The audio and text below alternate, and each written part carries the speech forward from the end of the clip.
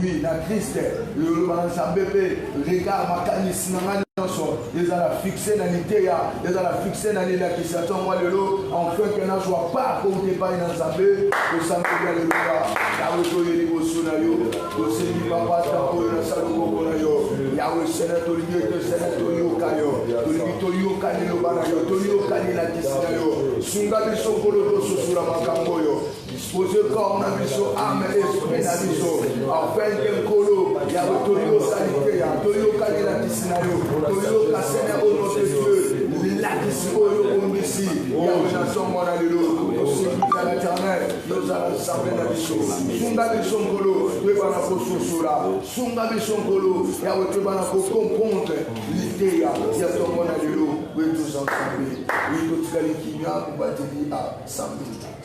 Seigneur, merci pour la grâce. Merci pour ce matin. Tu as encore permis que nous puissions nous rassembler pour parler de ta part et pour écouter ta sagesse. Donne-nous la capacité de comprendre ta pensée. Bénis tous les participants, bénis tous ceux qui nous suivent de loin. Que ton amour et ton onction nous dirigent en toutes choses. Au nom de Jésus, nous avons ici prié. Amen. Amen. Merci, que le Seigneur vous bénisse. Nous n'allons pas attendre ceux qui sont en retard, nous allons commencer. Aujourd'hui, nous allons parler sur les 6e jours de la création. Je crois que nous avons suffisamment évolué. Dieu nous a fait grâce depuis que nous avons commencé cette leçon sur les 7 jours de la création. Nous sommes en train d'évoluer vraiment à pas de géant, gloire à Dieu. Et aujourd'hui, nous allons parler sur le 6e jour de la création. J'avais dit qu'au cours de nos interventions, nous sommes en train de donner l'essentiel.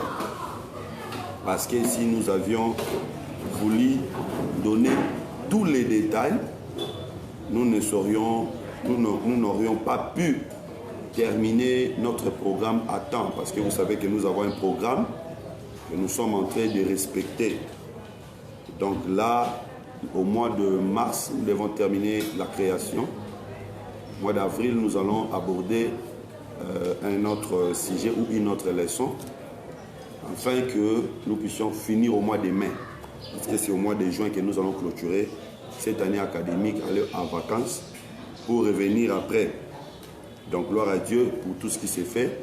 Je tiens à vous remercier pour votre assiduité aux enseignements, pour vos participations. Que Dieu vous bénisse abondamment. Je remercie également tous les bien-aimés qui nous suivent de loin. Vous êtes toujours là, en train de suivre ces enseignements. Que Dieu vous bénisse abondamment et que le Seigneur puisse du jour au jour nous éclairer. Alors, nous allons lire Genèse chapitre 1er, versets 24 à 31. Bien-aimés, vous dites, aidez-nous à dire à ceux qui sont là-bas de ne pas nous déranger par des bruits. Ouais. Genèse chapitre 1er, verset 24 à 31. Genèse 1er, je lis au nom de Jésus. Amen. Suivez très bien la lecture, parce que ce 6e jour de la création, nous avons plusieurs œuvres. Dieu a créé les animaux, l'homme et la femme. Et parmi les animaux, il y a aussi plusieurs sortes d'animaux. Donc nous sommes en train d'étudier toutes ces choses. Suivons d'abord très bien la lecture. Dieu dit que la terre produise des animaux vivants. Que la terre produise des animaux vivants. Selon leur espèce. Du bétail, des reptiles et des animaux terrestres. Selon leur espèce. Et cela fit ainsi. Dieu fit les animaux de la terre selon leur espèce. Suivez très bien, Dieu fit les animaux de la terre selon leur espèce. C'est-à-dire qu'il y a plusieurs espèces d'animaux sur la terre.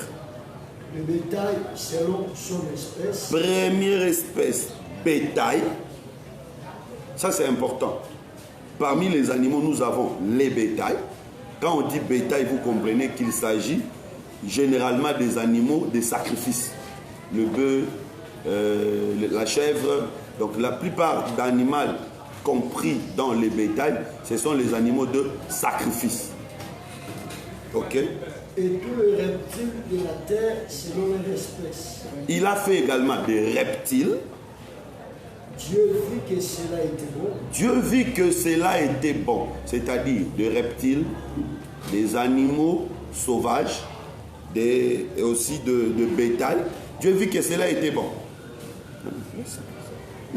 Continue. Dieu dit, faisons l'homme à notre image, Ok. selon notre ressemblance. Après la création des bétails, des animaux, des reptiles, Dieu crée l'homme à son image et à sa ressemblance.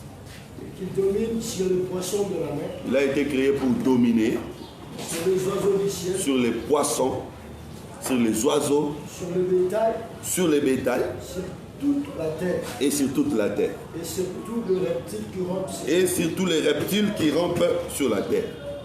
Dieu créa l'homme à son image. Dieu créa l'homme à son image, Il créa à l'image de Dieu. à l'image de Dieu. Il créa l'homme et la femme.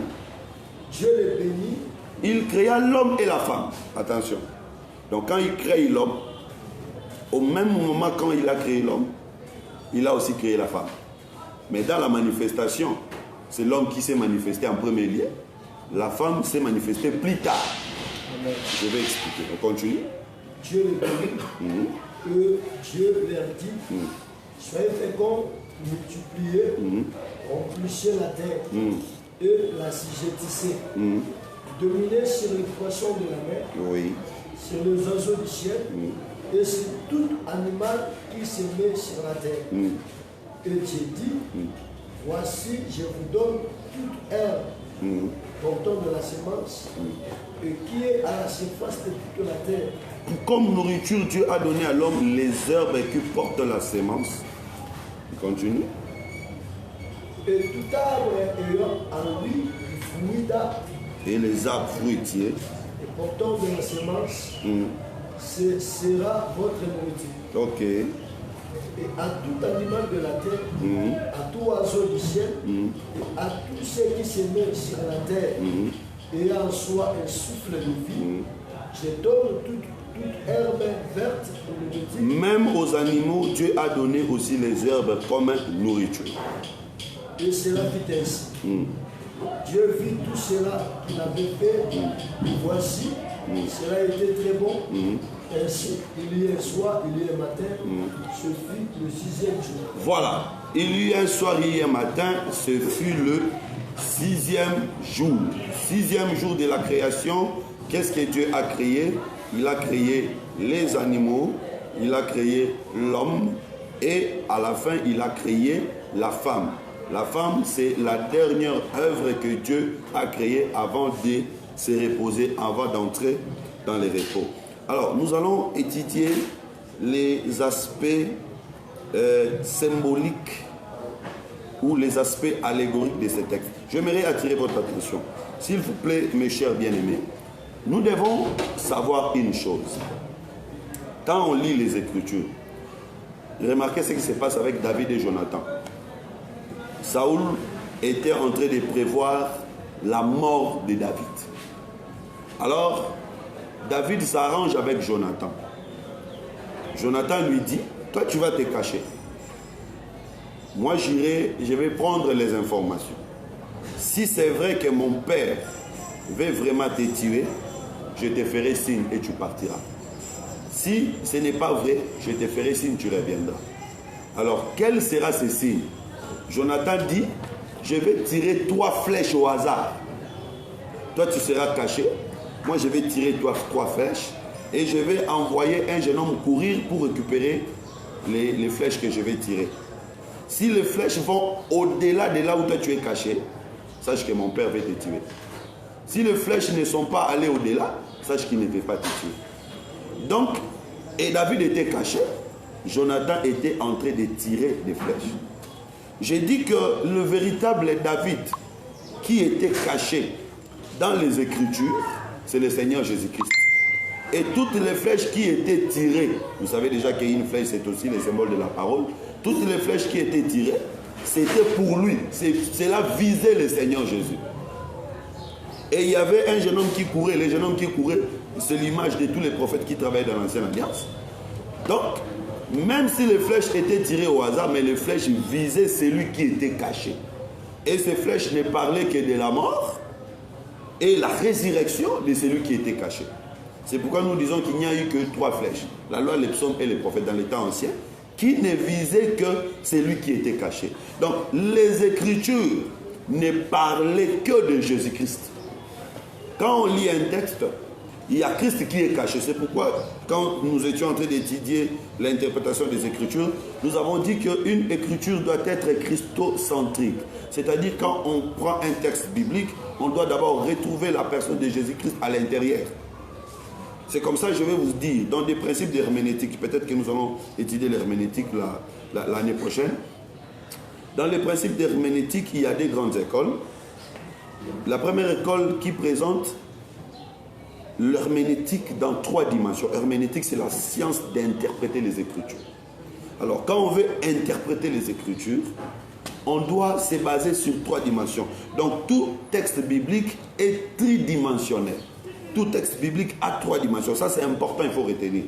Quand je lis un texte biblique, il faut que je retrouve 3 dimensions dans les textes bibliques. Ça, c'est l'école d'Irénée.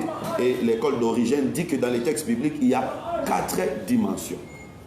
C'est quoi les 3 dimensions? Parce qu'en général, l'école standard, c'est les 3 dimensions. C'est quoi les 3 dimensions d'un texte biblique? La première dimension, c'est la dimension historique. Quand vous lisez un texte, vous devez commencer par communiquer les faits, communiquer l'histoire relatée dans les textes. C'est vrai que dans la Bible, nous avons des textes historiques, des textes prophétiques, des textes poétiques. Et quand on est dans un texte poétique, on n'est pas dans l'histoire. Parce que quand on est dans un texte poétique, c'est de l'imagination de celui qui est en train de dire. Quand on est dans un texte prophétique, ce n'est pas de l'histoire, mais c'est de la projection. Quand on dit histoire, c'est quelque chose qui s'est passé. Donc, à chaque fois que vous êtes en train de lire un texte pour l'interpréter ou l'expliquer, il faut commencer d'abord par relever la dimension historique du texte. Par exemple, je suis en train de lire le texte de Daniel qui dit que je vis 4 animaux sortir des eaux. L'histoire, ce n'est pas les animaux qui sont sortis des eaux. L'histoire, c'est Daniel qui était à Babylone. Les animaux qui sont sortis des eaux, c'est une prophétie, c'est une projection. La prophétie, ce n'est pas l'histoire. La prophétie, c'est quelque chose qui va venir. L'histoire, c'est relater les faits. Vous savez, quand on parle de l'histoire, d'abord, on fait allusion au passé et on fait allusion à ce qui était réellement arrivé. C'est comme ça, dans l'histoire, on a besoin de faits, de preuves d'existence de telle ou telle chose. C'est-à-dire, dans la prédication, dans l'enseignement, dans l'explication, dans l'herméneutique des textes, la première chose qu'on fait, on relève la dimension historique du texte. Vous amenez une écriture dans une église pour l'enseigner ou dans une réunion, vous devez commencer par donner les faits historiques. Comment les choses étaient passées. Ça, c'est la première dimension. Noir sur blanc, voilà. C'est comme le corps du texte. Mais vous n'allez pas vous limiter là. Vous devez aller dans la deuxième dimension qui est la dimension morale. Quelle est la leçon que nous devons tirer dans ce texte-là? Parce que tout enseignement doit apporter une vie, une modification, une transformation de la vie dans la société et dans ceux qui écoutent. Donc, après avoir expliqué noir sur blanc les choses, l'histoire, il faut donner aussi la leçon morale que les gens doivent retenir par rapport au texte. Maintenant, la troisième dimension, la dernière dimension, ça c'est l'âme du texte. Vous savez que quand on parle du moral et de la morale, donc on voit l'âme, c'est l'âme du texte. Et la troisième dimension, la dimension spirituelle, c'est la dimension allégorique. Que signifient ces choses? Ça c'est important. Donc, je suis par exemple dans le texte d'Adam. Nous croyons qu'Adam a existé. Oui, physiquement, Adam a existé. Historiquement, Adam a existé. Et donc, quand je viens pour parler du 6e jour de la création, je commence d'abord par donner l'historicité des choses. Comment est-ce que les choses s'étaient passées? Aligner les choses, la manière dont elles se sont déroulées. Dieu a créé les animaux. Parmi les animaux, il y a une répartition. Le bête de champ, le bétail, le reptile. Il a ensuite créé l'homme. Et à la fin, il a créé la femme. C'est ce que nous devons retenir. Retenir correctement ce qui s'était passé. Et maintenant, moralement, qu'est-ce que nous retenons comme morale dans ces textes? l'homme doit tout à Dieu. L'homme doit tout à Dieu parce qu'il n'existait pas par lui-même, il existait par la puissance de Dieu. Tout homme qui existe, même si il est né d'une femme ou d'un parent, pas une femme et un homme, mais l'homme doit comprendre que c'est parce que Dieu avait dit au commencement que la terre soit remplie par des personnes. C'est comme ça que nous existons. Donc moralement, nous devons tout à Dieu. Nous sommes obligés de l'écouter. Nous sommes obligés de suivre ce qu'il dit. C'est comme ça, Isaïe dit que le bœuf connaît son propriétaire, mais l'homme a renié son maître.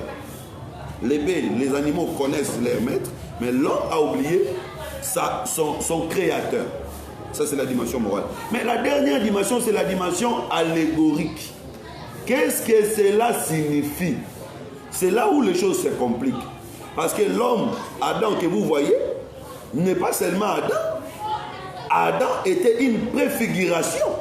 C'est comme ça que quand vous allez lire Romains chapitre 5, verset 14, l'apôtre Paul dira que cet Adam était une préfiguration du véritable Adam qui devait venir. Donc, dans la dimension allégorique, on explique les animaux veut dire quoi, le bétail veut dire quoi, le reptile veut dire quoi, l'homme veut dire quoi, la femme veut dire quoi. Donc voilà les trois dimensions que nous devons retrouver dans un texte biblique. Et quand on dit qu'on veut interpréter, l'interprétation du texte, ce n'est pas changer le texte, mais l'interprétation du texte, c'est expliquer clairement l'histoire, relever la leçon morale qui se trouve dans ces textes et donner des allégories, des images. Et il faut veiller à ce que toutes les allégories soient christocentriques. C'est-à-dire toutes les images reviennent à Christ. Ça c'est important, c'est la méthodologie. Je crois que nous allons y revenir au deuxième niveau quand nous allons parler sur l'herméneutique et l'exégèse. Voilà. Alors ici, nous constatons d'abord qu'il y a la création des animaux, la création de l'homme et la création de la femme. Déjà nous pouvons dire que l'homme est au milieu. L'homme est l'intermédiaire entre les animaux et la femme. L'homme est au milieu, l'homme est intermédiaire. Donc si nous allons dans un jour, puisque c'était dans un jour, le 6e jour, nous pouvons vite comprendre que l'homme était le midi. Les animaux sont créés le matin, la femme est créée le soir, l'homme est créé au midi. Vous voyez ici, je suis en train d'expliquer, je suis pris dans l'historicité. Parce que dans l'histoire, on ne nous dit pas noir sur blanc que l'homme a été créé à midi, la femme a été créée le soir, les animaux ont été créés le matin. L'histoire, les textes ne disent pas ça. Mais quand nous sommes en train de graiser, nous voyons, nous pouvons comprendre. Parce que la Bible donne l'ordre, c'est d'abord les animaux, l'homme et la femme. Donc nous pouvons vite comprendre que l'homme était au milieu. Et le milieu du jour, c'est le midi. C'est comme ça que nous disons que l'homme a été créé à midi.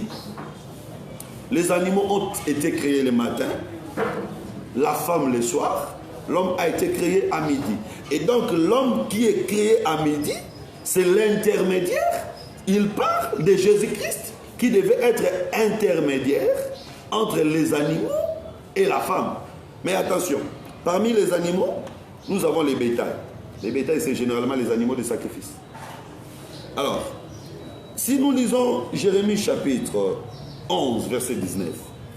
Jérémie chapitre 11, verset 19, le prophète présente les animaux comme des prophètes. Disons, les bétails comme des prophètes. Jérémie chapitre 11, je lis au verset 19. Oui. J'étais comme un agneau familier. Ça, c'est un prophète qui dit, j'étais comme un agneau familier. Jérémie 11, 19. J'étais comme un agneau familier. Qu'on mène à la boucherie. Qu'on amène à la boucherie. Donc vous comprenez là qu'un prophète, c'est un bétail. C'est un animal de bétail.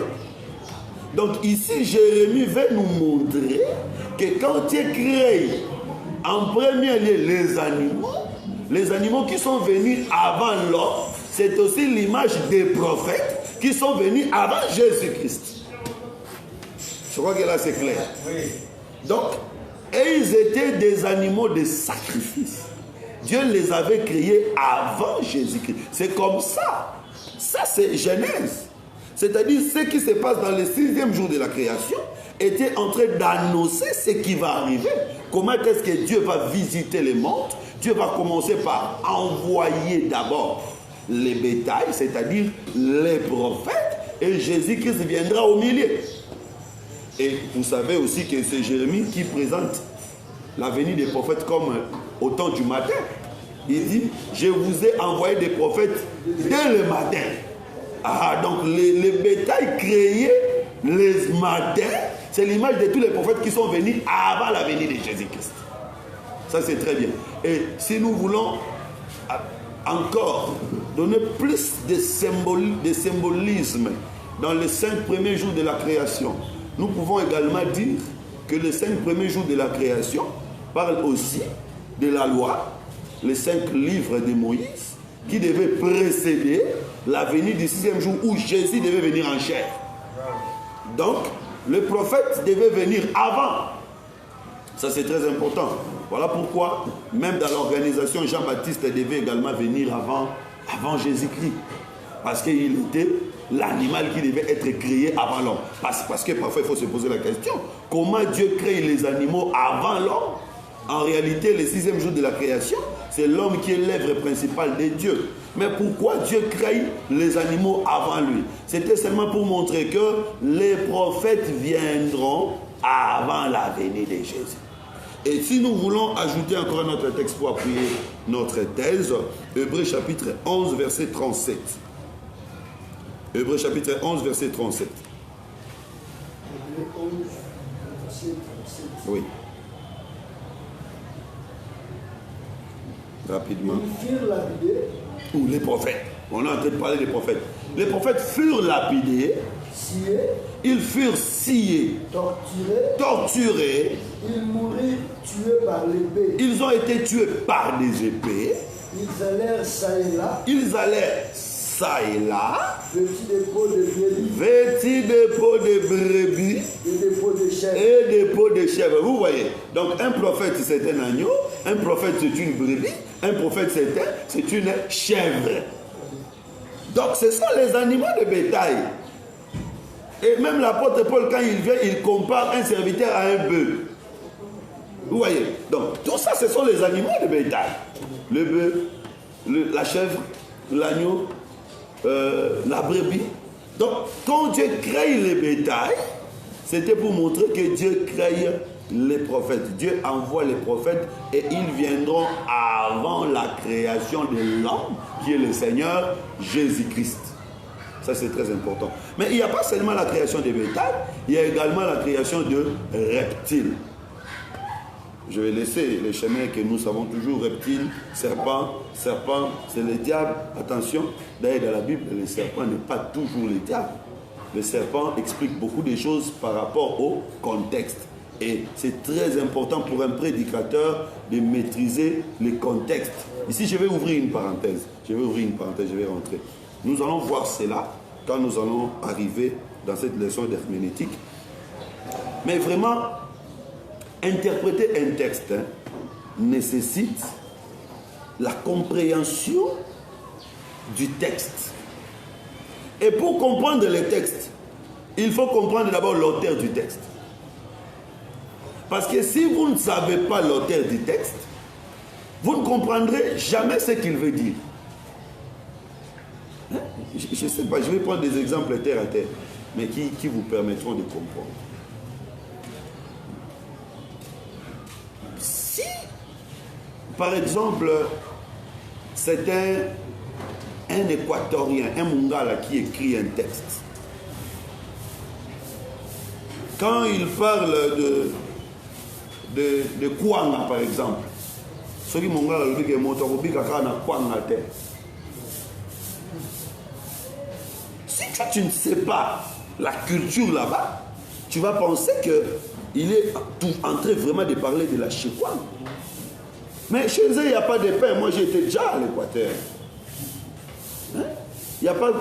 Généralement, il n'y a pas de boulangerie. Il n'y a pas de pain. Donc, c'est ce qui sert pour le déjeuner. Le Chikwang sert pour le déjeuner. Chikwang sert pour le souper. C'est-à-dire que quand lui dit Kwanga, dans sa culture, c'est l'aliment de base. Alors, quand tu veux interpréter une personne pareille, il faut connaître d'abord sa culture. Si tu ne connais pas sa culture, tu peux penser que peut-être qu'il est en train de parler de la nourriture dans son âme. Ça, c'est très important. Et par exemple, quand on dit, dans la Bible, on dit cœur. Le cœur. Généralement, quand on dit cœur dans la Bible, ça ne signifie pas vraiment cœur comme un organe. Non. Cœur, ça peut signifier beaucoup de choses.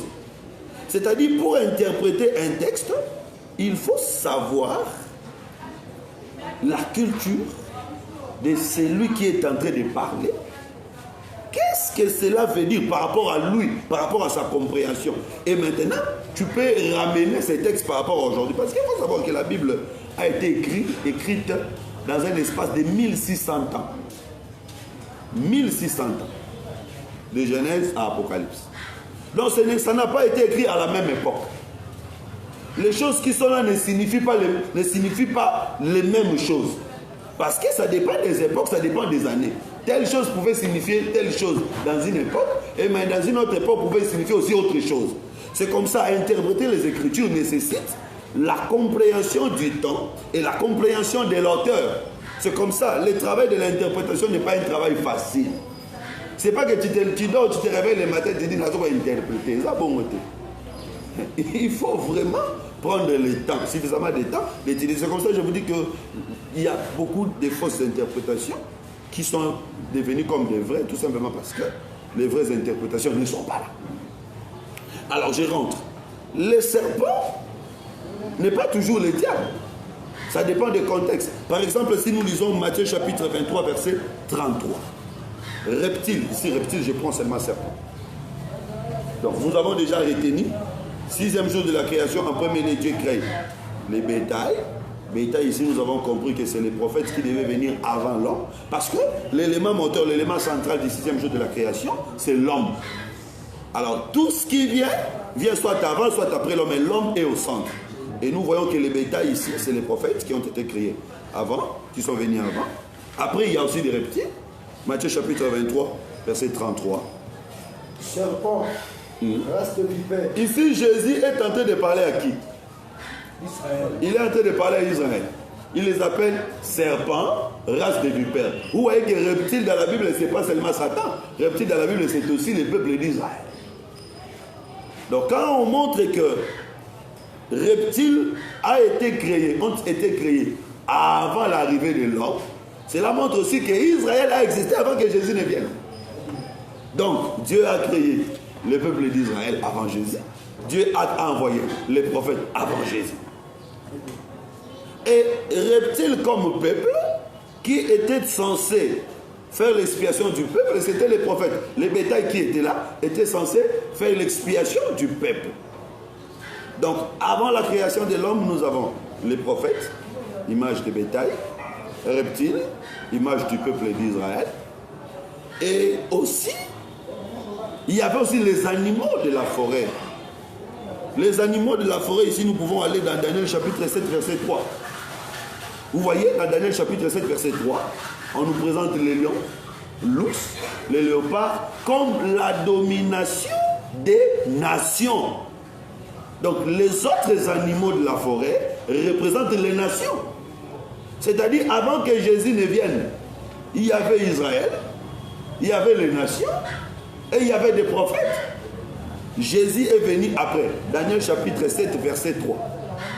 Je crois que là, je suis clair. Donc, nous voyons dans un jour de la création, Dieu mettre en place les systèmes des nations, c'est-à-dire tous les animaux qu'il a créés, les animaux de la forêt. Dieu mettra en place le bétail, les prophètes.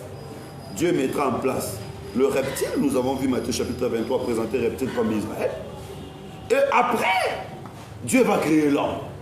Vous voyez, l'homme vient après. C'est-à-dire Jésus est venu, trouvant déjà sur la terre le peuple d'Israël, les prophètes et les nations. Pourquoi? Parce que l'homme doit venir dominer sur eux. Donc Dieu avait tout créé pour l'homme. C'est-à-dire Israël existait pour Jésus. Les nations existaient pour Jésus.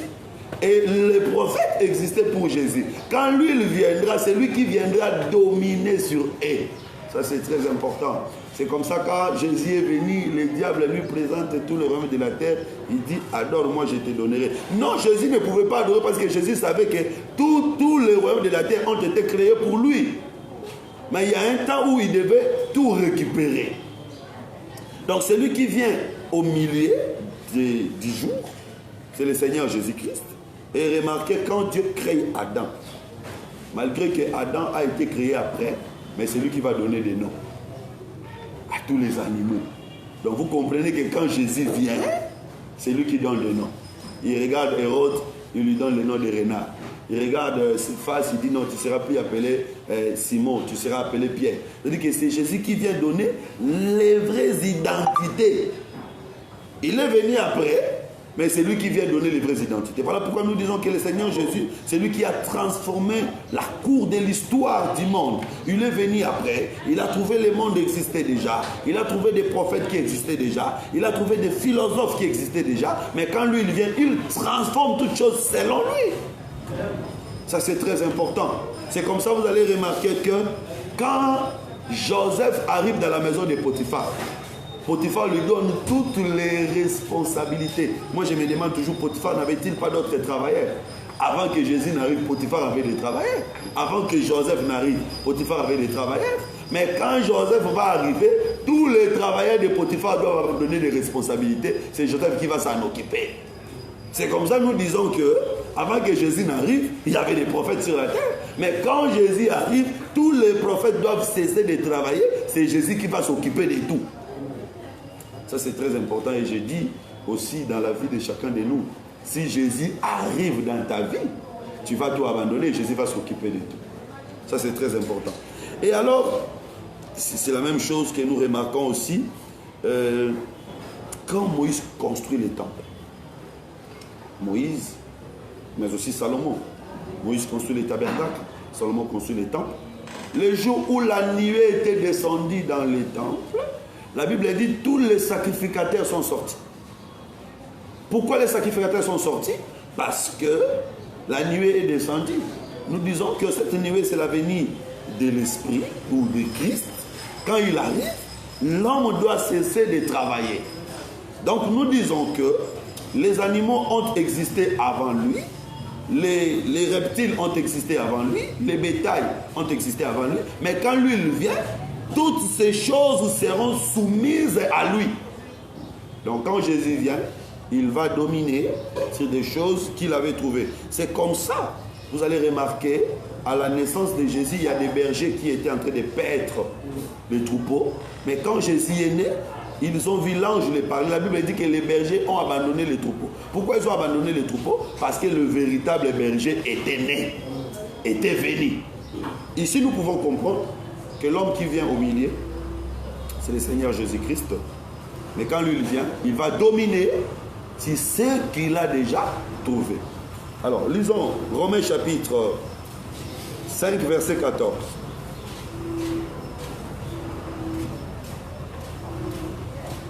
Romains 5. Cependant, la mort a régné depuis Adam jusqu'à Moïse.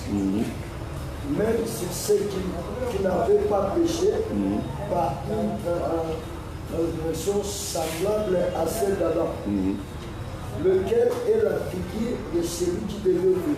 Adam était la figure de celui qui devait venir. C'est le dit à Trésor de quitter là, il nous dérange. Adam était la figure de celui qui devait venir. Donc vous comprenez que quand on donne à Adam la domination sur les oiseaux du ciel, les animaux de la terre, les poissons, il ne s'agissait pas d'Adam physique, parce qu'Adam physique n'a pas pu dominer.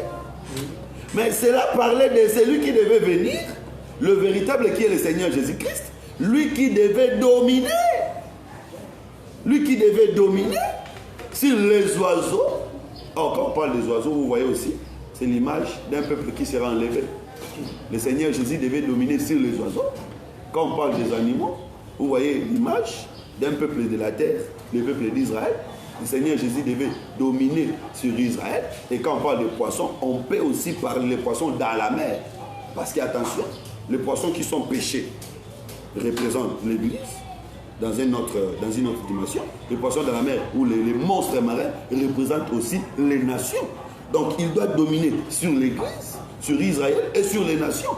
Et remarquez, Église comme oiseau, quand Abraham est en train de présenter les sacrifices, Abraham a coupé les animaux, mais Abraham n'a pas coupé les oiseaux. Ça, c'est très important. Or, couper parle aussi de la grande tribulation. C'est pour dire seulement que les oiseaux, c'est un peuple qui ne passera pas dans la grande tribulation. C'est l'image de l'Église. L'Église véritable ne passera pas dans la grande tribulation. Alors que les animaux coupés, c'est l'image d'Israël qui passera à la grande tribulation. Donc le Seigneur Jésus, comme le véritable Adam, c'est lui qui viendra dominer, que ce soit sur l'Église et sur les nations et sur Israël, mais dans des temps différents. C'est comme ça. Apocalypse 10 nous présente un ange puissant qui descend du ciel. Il pose un pied sur la terre. Il pose également un autre pied dans la mer. C'est déjà la domination. La domination des animaux de la terre et la domination de ceux qui sont dans la mer. Et la Bible dit l'arc-en-ciel sur sa tête. La domination également sur ceux qui sont au ciel. Donc cet ange puissant, c'est aussi l'image de la restauration d'Adam, le véritable qui est le Seigneur Jésus-Christ, qui vient posséder la terre. Donc quand on dit l'eau, la mer, la terre, ne voyez pas d'abord la terre physique, ne voyez pas d'abord la mer physique, mais vous voyez plus sur le plan symbolique, sur le plan allégorique, la terre, la mer représentent beaucoup plus de choses. Ce sont des images qui représentent le peuple. Donc quand il descendra, il viendra dominer sur les nations, également dominer sur Israël, et aura aussi la domination sur son Église. Vous savez qu'aujourd'hui, le Seigneur Jésus ne domine pas sur les nations. C'est comme ça, chacun fait ce qu'il veut. Mais quand le Seigneur descendra, il va récupérer la domination et l'autorité sur toutes choses. Alors, nous pouvons également comprendre ici que Adam avait la double portion. Quand Dieu crée l'homme avec la double portion. Déjà, bien aimé, je vous ai dit que l'homme a été créé ensemble avec la femme. Mais c'est l'homme qui s'est manifesté en premier lieu. La femme s'est manifestée après. Donc la femme existait déjà. Mais elle était cachée. Elle va se manifester après. De cette manière, nous pouvons aussi dire que quand Dieu avait créé la terre, l'homme existait déjà. Parce qu'en réalité, l'homme c'est la terre. Mais il était dans le mystère. Il sera manifesté après. C'est comme ça nous disons que l'homme, véritable homme comme le Seigneur Jésus-Christ, il existait déjà depuis l'ancien temps, parce que la terre parle du sacerdoce lévitique. Nous allons dire que dans le sacerdoce lévitique, Jésus-Christ était là, mais il était mystère, il était caché. Il va se manifester le 6e jour. 6e jour, c'est le jour de la venue de Christ. C'est comme ça. Avant sa mort, Pilate va présenter à tout le monde, voici l'homme. Mais cet homme a été créé depuis... Il était né il y a longtemps. Il vivait déjà là, mais personne ne voyait l'homme. C'est après un moment qu'on va le présenter.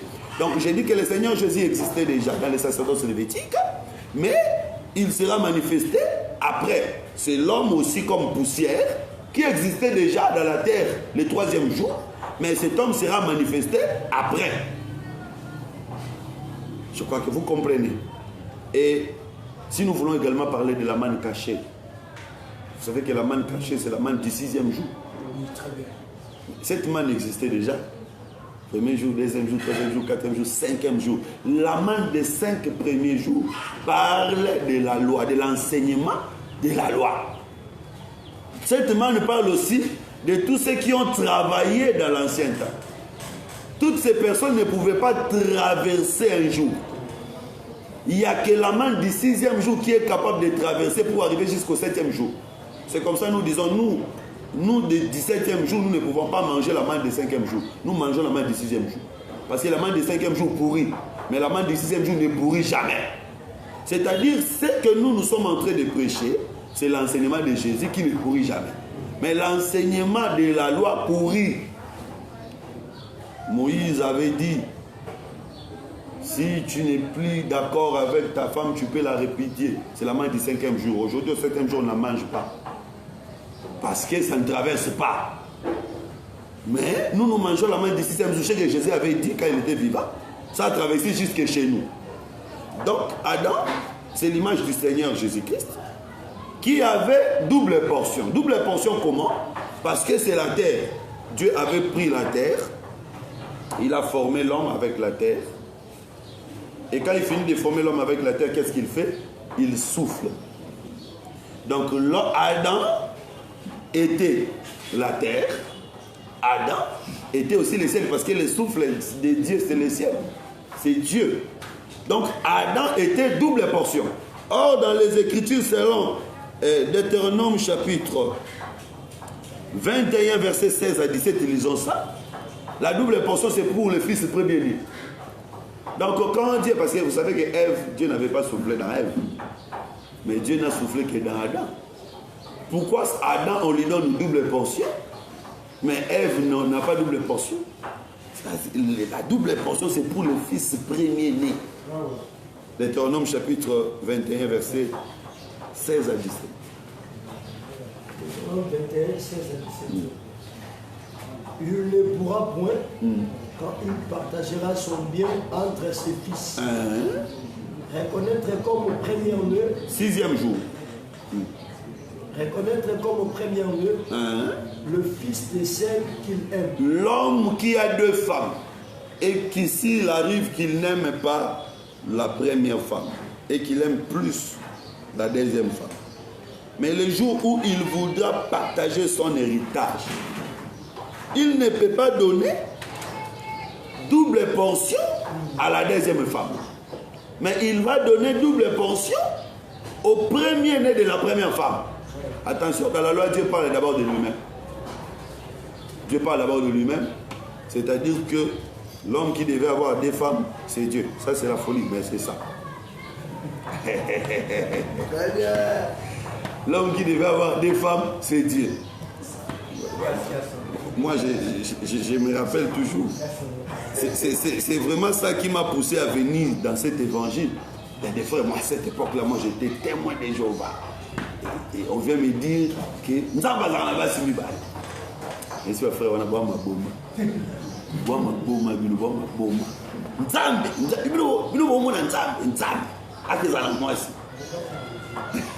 mais après, je me suis dit non. Il faut que j'aille d'abord connaître cette folie-là. Mais quand je suis allé, j'ai écouté par moi-même. J'ai compris qu'ils avaient raison. Parce que dans la Bible, une femme, c'est un peuple. Quand on parle de la femme dans la Bible, on parle du peuple qui doit être soumis à un roi, à un maître.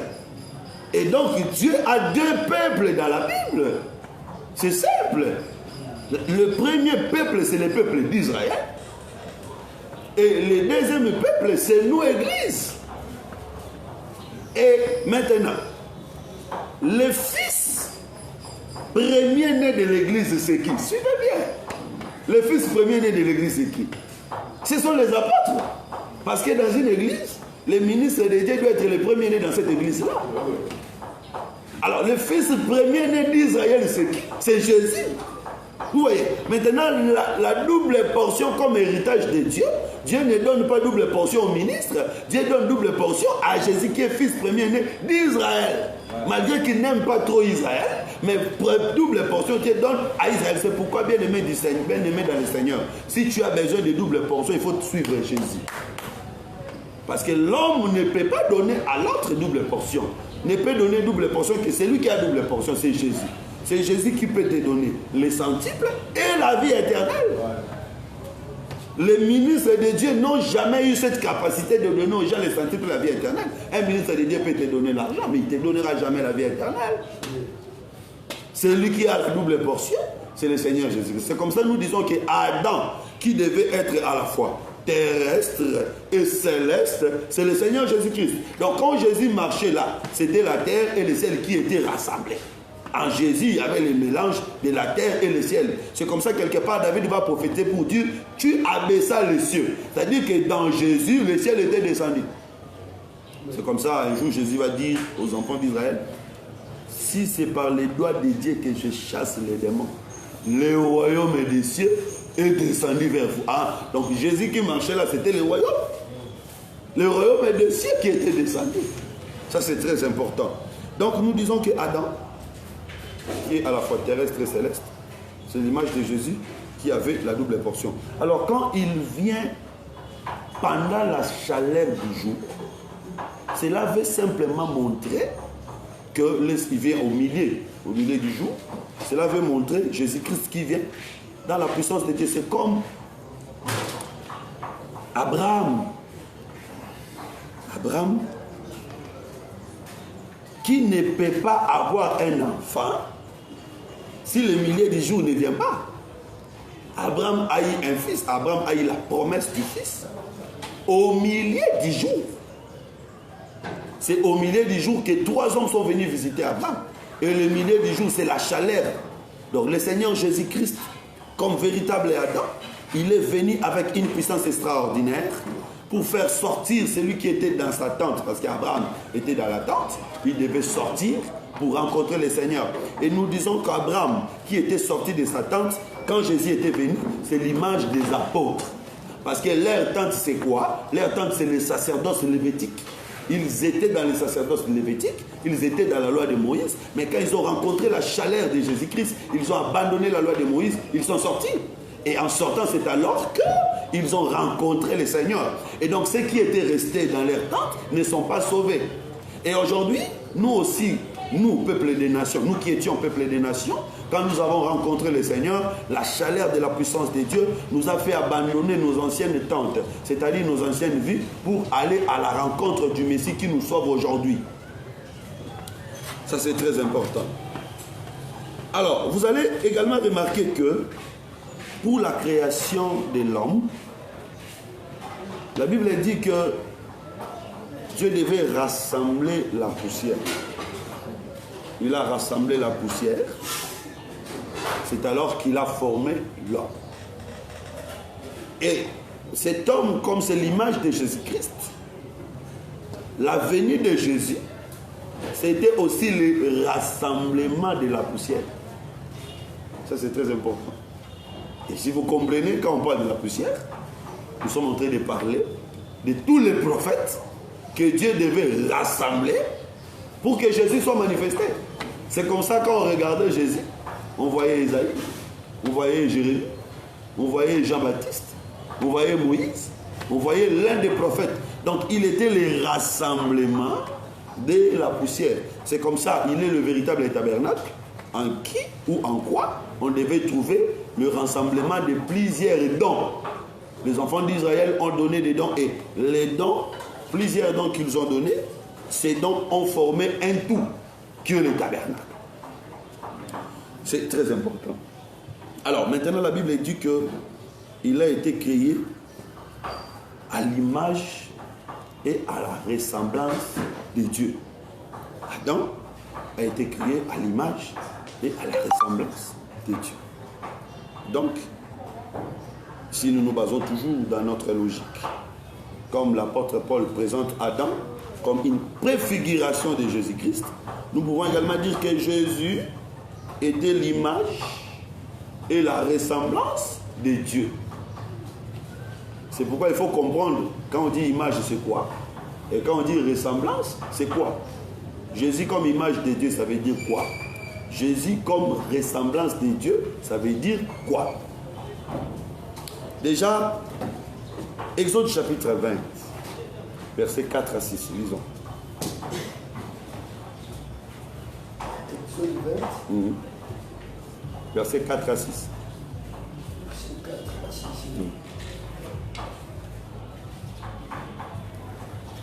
Tu ne feras point d'image taillée, ni de représentation quelconque des choses qui sont en haut. Dieu interdit à Moïse de faire des images taillées, ni de représentation des choses quelconques qui sont au ciel, sur la terre, continue, et qui sont dans les eaux plus bas que la terre. ou qui sont dans les eaux tu ne te prosterneras point devant elle. Attention, bien aimé dans le Seigneur, je vais ouvrir une parenthèse.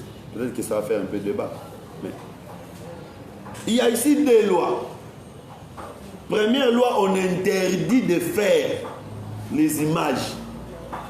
Et puis deuxième loi, on interdit de se prosterner devant toutes ces choses-là. Parce que là, il y a un point. Je crois que c'est ça. Réponds. Tu ne feras pas d'image taillée, ni de représentation quelconque des choses qui sont en haut dans le ciel, qui sont en bas sur la terre, et qui sont dans les eaux plus bas que la terre. Point. Voilà. Donc ça, c'est une interdiction. Il interdit à quiconque de faire une image, que ce soit d'oiseau, que ce soit d'étoile, que ce soit d'un animal quelconque. Dieu interdit. C'est plus dans le contexte culturel. Culturel, ce n'est pas dans le contexte culturel, il faut faire attention. C'est dans le contexte culturel, c'est-à-dire par rapport au culte. Ce n'est pas par rapport à la culture. Exemple, dans la voiture, j'ai un dessin d'un poisson, ce n'est pas interdit. Dans ma maison, j'ai une photo d'un arbre, ce n'est pas interdit. Mais par rapport au culte, c'est ce que Dieu interdit, par rapport au culte. Alors moi je me pose la question, parce qu'aujourd'hui si vous allez dans des logos des églises, vous trouvez des oiseaux, je ne sais pas, hein? Je ne dis pas que je condamne personne, mais je suis en train de m'interroger. Je suis en train de m'interroger. Est-ce que 10 commandements et le moi, tu es à la carte? La loi que Jésus avait abolie, c'est aussi les 10 commandements. Je me demande. Est-ce que Jésus avait aboli les 10 commandements? Les 10 commandements existent. Jusqu'à aujourd'hui. Non, il y a d'autres lois, oui. Il y a d'autres lois que le Seigneur a abolies. Mais les 10 commandements, non. Non. Honore ton père et ta mère, ça reste. Tu ne prendras pas la femme de ton voisin, de ton prochain, ça reste. Tu ne voleras pas, ça reste. Tu ne donneras pas de faux témoignages, ça reste. Car il y a l'image qui a été donnée. Les pasteurs qui font des images à colonne, tiens, on est église, logo est église, image à colonne. Mais c'est terrible. Dessine chandelier, il met dans l'église. Mais après les gens, est-ce que nous lisons vraiment des textes, nous là? Est-ce que nous lisons des textes? Prends l'image de la croix, il met. Toutes ces choses, si c'est dans le cadre culturel, c'est bon. Mais si ça a un trait avec le culte, c'est un péché. Parce que c'est contredire la loi. Bon, je comment tu aides la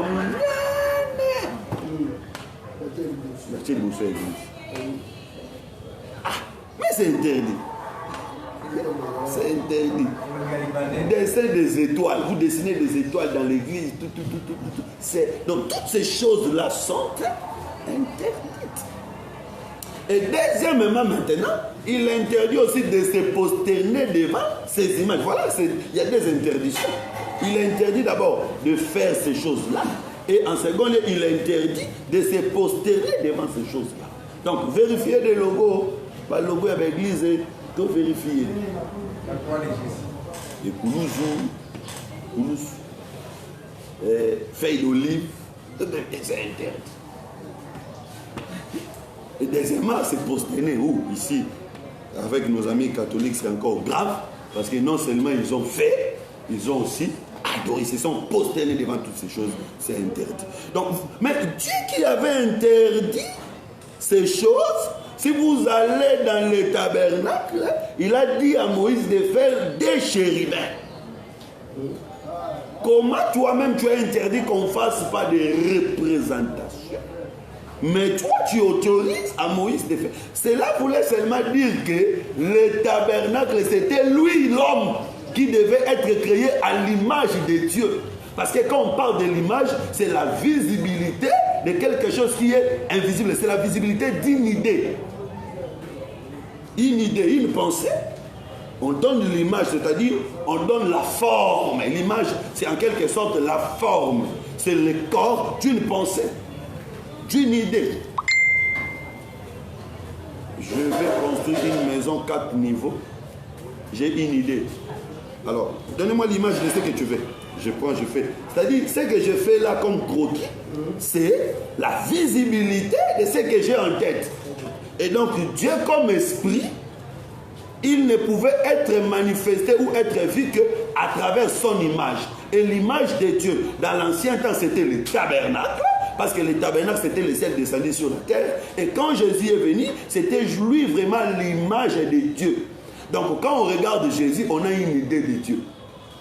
Voilà pourquoi on comprend comment Dieu pardonne, on comprend comment Dieu guérit, on comprend la puissance de Dieu, la grandeur de Dieu, tout en regardant le Seigneur Jésus-Christ.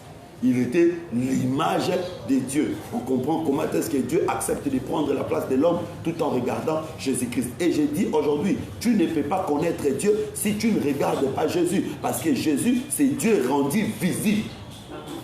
Le Dieu qui a toujours été invisible, a été rendu. C'est comment je vais construire une maison. Je suis en train de parler avec mon architecte. Je veux que ce soit 4 niveaux. Comment lui va voir ça? Parce que moi, je suis en train de lui dire que je veux que ce soit 4 niveaux, je veux des fenêtres à côté, tout. Comment il va voir ça? Pour qu'il voie ça, il faut que je lui donne une image. L'image que je lui donne là, c'est ça la maison.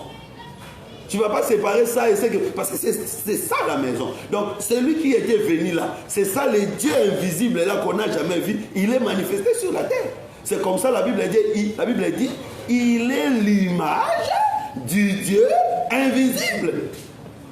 Créons l'homme à notre image, véritable Adam créé à l'image de Dieu, c'est Jésus-Christ. Ce n'est pas d'abord toi et moi. Parce que frère Moïse, non, qui est l'image de Dieu? La sagesse. Ça c'est très important. Et on dit aussi qu'il devait être créé à l'image et à la ressemblance. Quand on parle de l'image, on voit une idée c'est-à-dire la forme. Mais quand on parle de la ressemblance, on fait plus allusion à l'identité. Quand on parle de la ressemblance, on fait plus allusion à l'identité. C'est comme ça, la ressemblance peut définir à qui appartient l'enfant. La ressemblance peut définir l'identité d'une personne. Vous ressemblez à telle personne, donc vous êtes de telle famille. Jésus, comme image de Dieu, il nous montre comment Dieu est. Mais Jésus, comme ressemblance de Dieu, il nous donne l'identité de Dieu. C'est-à-dire, Jésus était venu pour nous montrer Dieu, apporter cette divinité, manifester cette divinité, parce qu'il avait la divinité en lui. C'est comme ça, vous allez réclamer, vous allez remarquer. La Bible dit, l'Esprit de Dieu marchait sur les eaux. Quand Jésus vient, pour ressembler à Dieu, lui aussi il a marché sur les eaux. Quand l'Esprit de Dieu s'est mouvé sur l'eau, l'Esprit de Dieu avait fait sortir des eaux la terre. Quand Jésus vient, Jésus aussi a fait sortir Pierre des eaux. Donc ça c'est ressemblance de Dieu. Je vais vous donner une autre ressemblance. Peut-être que vous n'avez jamais vu ça, mais je vais vous donner ça. Matthieu chapitre 21, verset 12 à 15. Lisons ça. Oui, verset 12 à 15.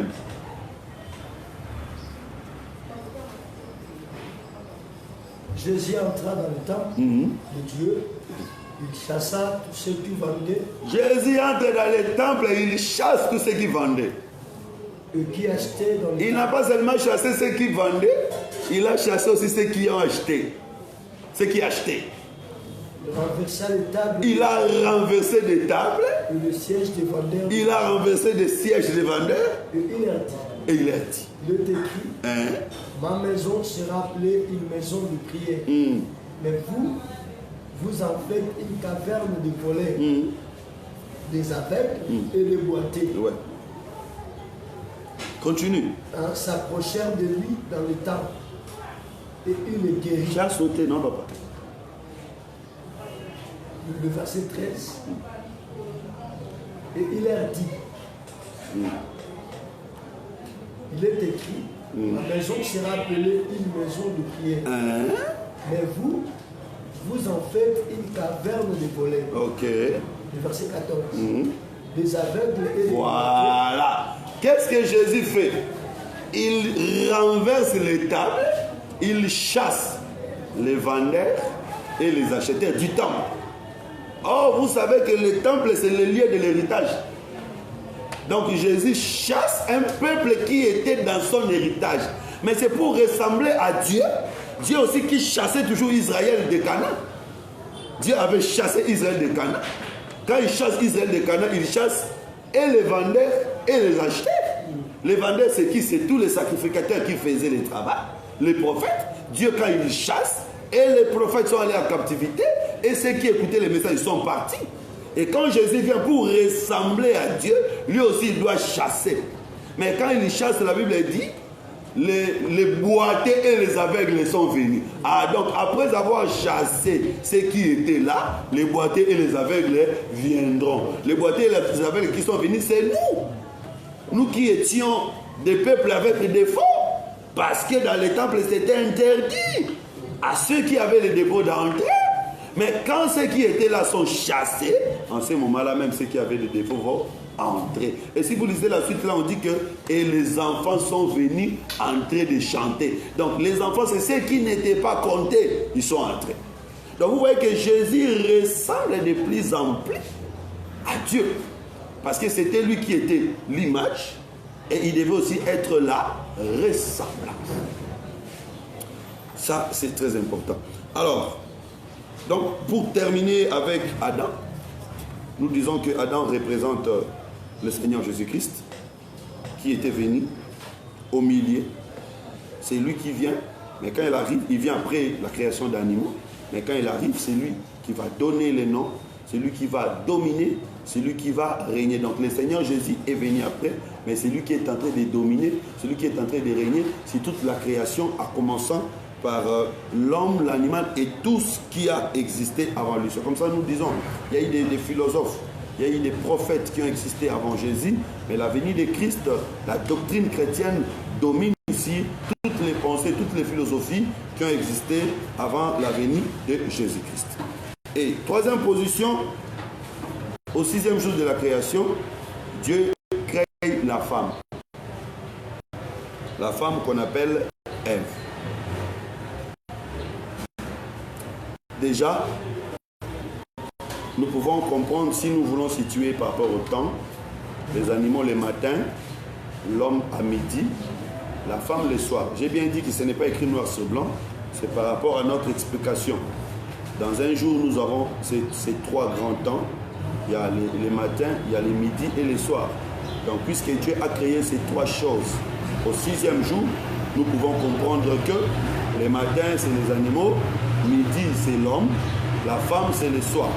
Et donc, nous pouvons présenter la femme comme le peuple du temps du soir.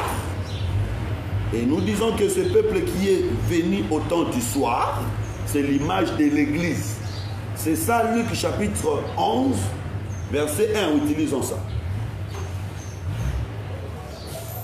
Luc 11, verset 1, oui.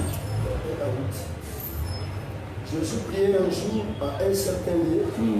Lorsqu'il y achevait, un de ses disciples lui dit, Seigneur, enseigne-nous à prier, comme Jean l'a enseigné à ses disciples. Okay.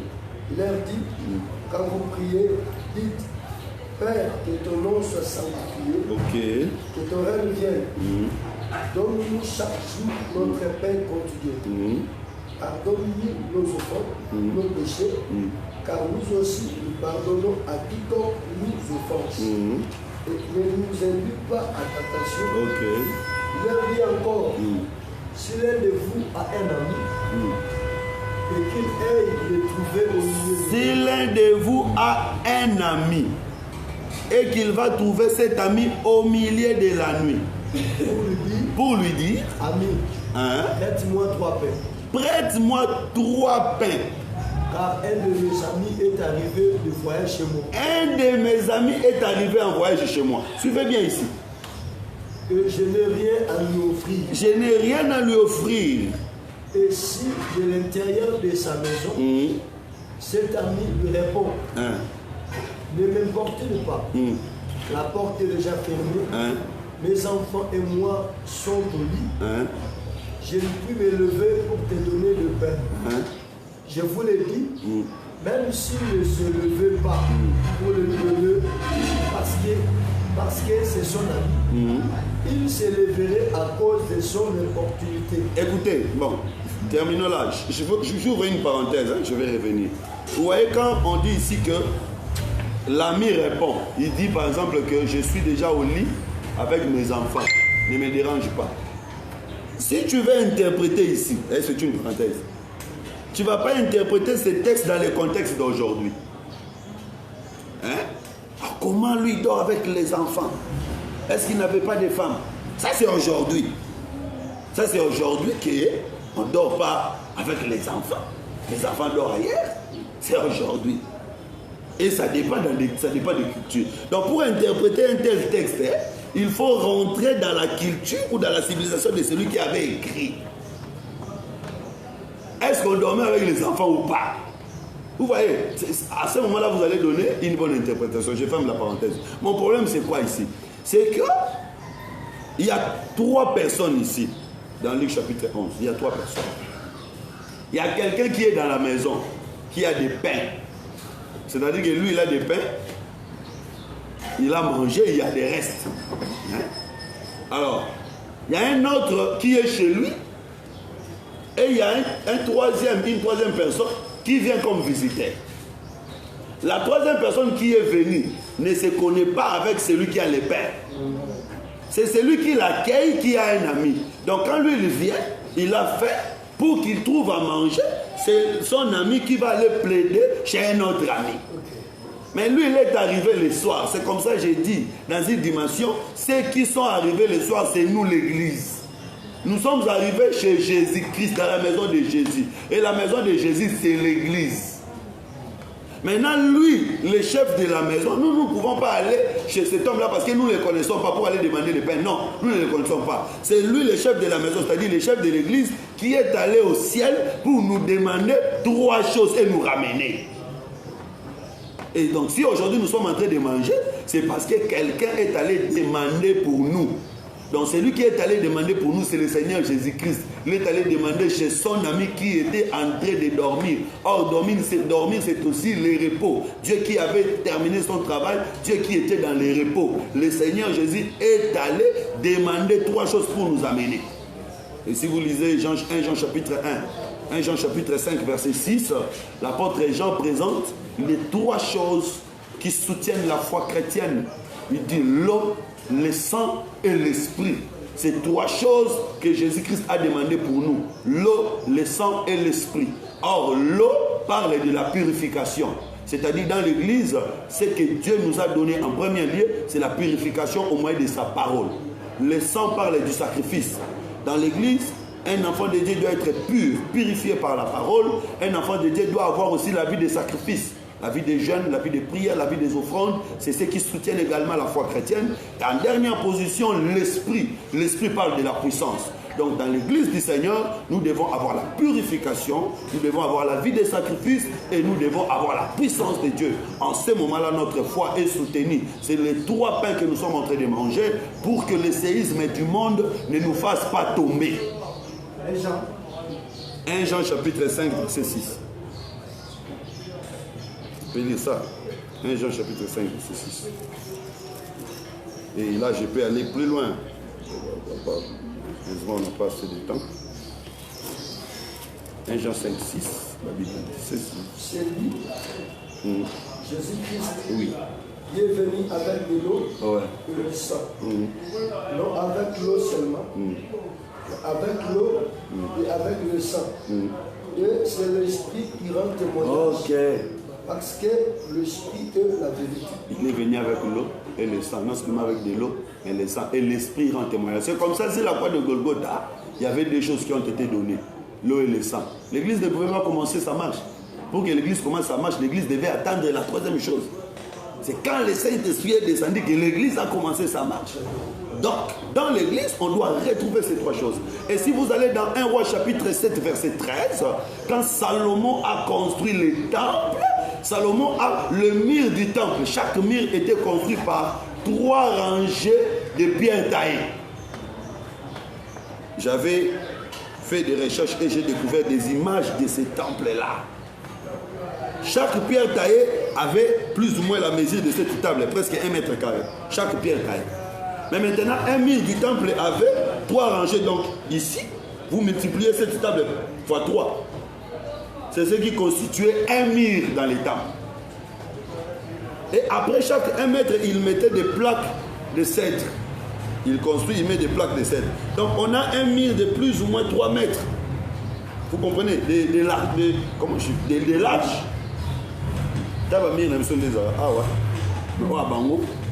Pourquoi Salomon avait fait ça? 3 rangées. Et j'ai essayé de faire des recherches. Évidemment, dans la Bible, vous n'allez pas trouver ça. Là, il faut faire des recherches. Je fais des recherches. J'ai découvert que Jérusalem était un coin où il y avait beaucoup de séismes. C'est-à-dire la terre bougeait à tout moment. Il y avait fréquemment des séismes. Et donc, ce que Salomon avait fait, c'était un système anti-séisme. C'est-à-dire la manière dont il a construit les temples, même si la terre bouge, les temples ne tombent pas. Les murs ne tombent pas. Toutes les maisons peuvent s'écrouler, les temples ne s'écroulera pas. Donc, les 3 rangées permettent au temple de ne pas tomber, même quand il y a séisme. Or, quand l'apôtre Pierre vient, l'apôtre Pierre dit, nous aussi, nous sommes des pierres qui formons le véritable temple, qui est la maison de Dieu, l'église du Seigneur. Donc, comme nous sommes aussi le temple de Dieu, il peut y avoir la terre qui bouge, nous ne pouvons pas tomber. Celui qui a la foi véritable ne tombe pas même quand il y a séisme. Vous savez aujourd'hui qu'il y a des séismes, surtout chez nous au Congo où les pasteurs sont tous les jours attrapés en train de faire ceci, en train de faire cela, en train de faire ceci. Et il y a des gens qui disent non, quand tu as la foi construite par 3 rangées, tu ne tombes pas parce que tel a fait quelque chose. Non. Et il faut savoir que l'église c'est un hôpital. Il ne faut pas oublier, parce que les gens ont tendance à oublier. Vous allez dans une église, vous trouvez des impudiques, vous trouvez des gens qui s'habillent mal. La doctrine est une église, mais vous, l'église c'est un hôpital. Vous ne pouvez pas aller dans un hôpital et chercher des gens en bonne santé. C'est contradictoire. Aucun hôpital, on va malade et belé. Oh, mais hôpital. Donc l'église c'est un hôpital, les gens viennent ici pour se faire soigner, pour avoir la guérison. Et même toi là, pourquoi tu es venu alors? Chacun de nous a une maladie, c'est cette maladie qui l'amène auprès du Seigneur. Même toi qui constate qu'il y a tout, à côté de moi il y a des malades, toi si tu es malade, même si tu es en bien en fait, tu es malade. Donc nous sommes l'assemblée des malades et nous sommes en train d'être traités. Et alors, il faut savoir que la guérison ne dépend pas du médecin. Si quelqu'un ne guérit pas, ce n'est pas la faute du médecin. Et vous savez toujours que je n'ai jamais vu un médecin arrêté parce qu'un malade n'est pas guéri. Le médecin fait ce qu'il doit faire, mais à la fin. Donc, nous sommes à côté. Les médecins ici, les ministres de Dieu, ils prêchent, ils donnent les médicaments. Mais la guérison, si tu es guéri, gloire à Dieu, si tu n'es pas guéri, ce n'est pas mon problème. Qu'est-ce que je vais faire d'autre? Il faut faire attention, ne pensez pas que les médecins sont toujours en bonne santé. Peut-être lui aussi il est malade. C'est-à-dire que nous devons avoir ce système antiséismique pour que, même s'il y a des vagues de tempêtes, que nous ne puissions pas tomber. Donc les 3 rangées ici, nous disons que c'est l'eau, le sang et l'esprit qui nous aident à ne pas tomber. Donc c'est ça les 3 pains. Les 3 pains que cet homme va demander pour son invité. Ça c'est important. Mais si nous voulons aller dans... C'est la révélation. Si nous voulons aller dans la dimension prophétique, nous pouvons également expliquer cet homme qui est arrivé en retard, parce qu'il est arrivé en retard. Il a trouvé que les gens, en fait, parce qu'on ne mange pas en la nuit à cette heure-là. Donc il était arrivé en retard, il a trouvé que le temps de manger est déjà passé. Nous pouvons expliquer cet homme qui est arrivé en retard comme les 144 000 d'Israël. Et en ce moment-là, la maison fermée, c'est le ciel. Donc celui qui est au lit avec ses enfants, c'est Dieu avec les enlevés. Et donc c'est lui qui va aller demander les pains pour ceux qui sont arrivés en retard, l'image des besoins. qui vont demander le pain, afin que ceux qui sont arrivés en retard puissent manger. Ça, c'est sur le plan prophétique. Bref, je vais dire seulement que la femme est un peuple qui vient le soir. Cette femme qui vient le soir, c'est l'image de l'église. Nous sommes le peuple du temps du soir. Et vous allez remarquer qu'on crée Adam. On lui donne toutes les autorités possibles. Adam donne le nom à tous les animaux. Mais Adam ne voit pas son aide semblable. C'est comme le Seigneur Jésus qui était venu, qui faisait des miracles, qui faisait tout. Mais Jésus n'avait pas trouvé un endroit où mettre sa tête. Or, moi, je sais dans la Bible, l'homme met sa tête sur les genoux de la femme. Oui, je suis dans la Bible. Juge chapitre 16, verset 19.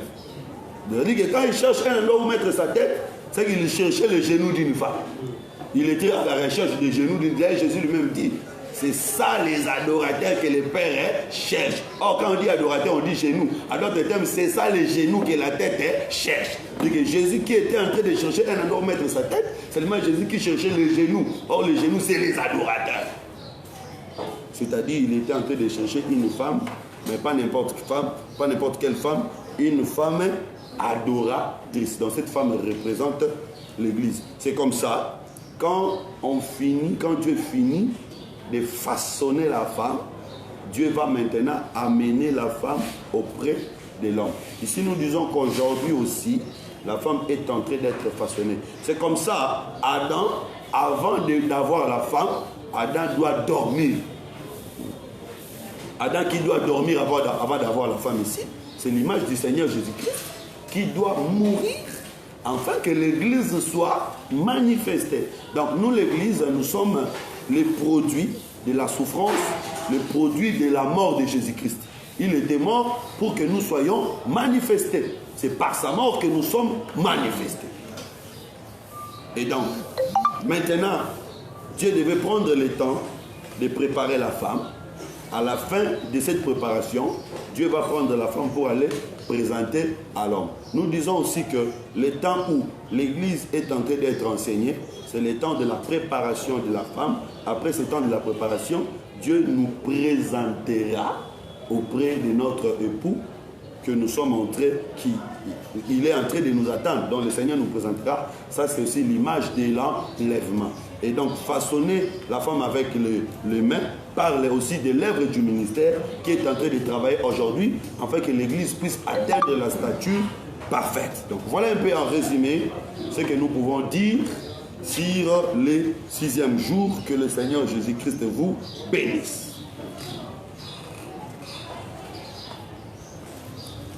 Voilà, merci. Aujourd'hui, nous allons terminer un peu plus tôt parce que j'ai une conférence. Donc, à cette heure, je devais déjà m'y rendre. Je suis l'un des orateurs dans une conférence.